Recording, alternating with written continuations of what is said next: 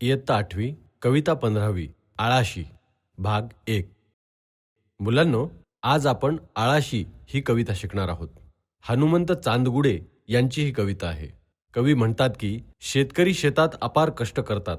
त्याचे हे कष्ट पाहून नभाला पाजर फुटतो आणि शेतात भरपूर पीक येते. त्या पिकणाऱ्या अन्नधान्यावर जगाचे पालन पोषण होते. म्हणूनच आपल्या मनात शेतकऱ्याविषयी आस्था असायला हवी, कृतज्ञता असायला हवी.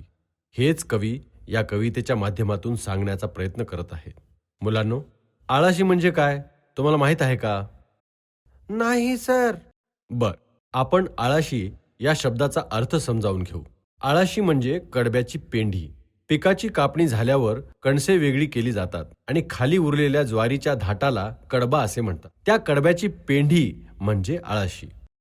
आज आपण पाहत असलेल्या कवितेत शेतकऱ्याला आळाशी असे म्हटले आहे. असे का म्हटले आहे ते आपण या कवितेच्या माध्यमातून समजून घेऊया. चला तर मग आपण ही कविता पाहूया.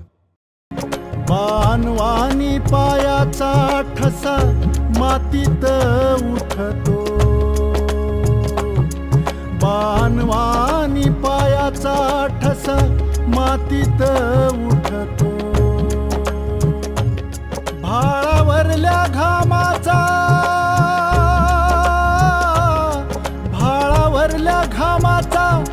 पान्हा नभाला फुटतो.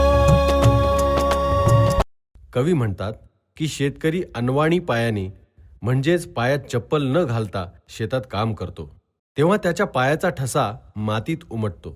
शेतकरी हा शेतात अहोरात्र मेहनत करत असतो. शेतकऱ्याचे कष्ट पाहून त्याच्या भाळावरच्या म्हणजेच कपाळावरच्या घामामुळे नभाला पान्हा फुटतो आणि ढग बरसू लागतात. आता पुढील कडव्यात कवी काय सांगत आहेत ते आपण पाहूया. नभ पाणी पाणी होतो, माती चिखल होतिया.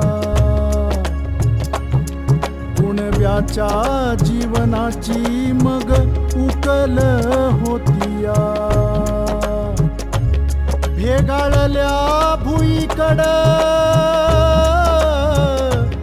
भेगाळल्या भुईकड बाप पाहून फाटतो. भाळावरल्या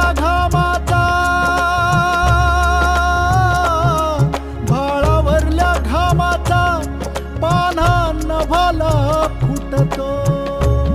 पुढे कवी सांगतात की आकाशात पाण्याचे ढग दाटतात आणि आकाशातून पाणी पावसाच्या रूपाने बरसू लागते.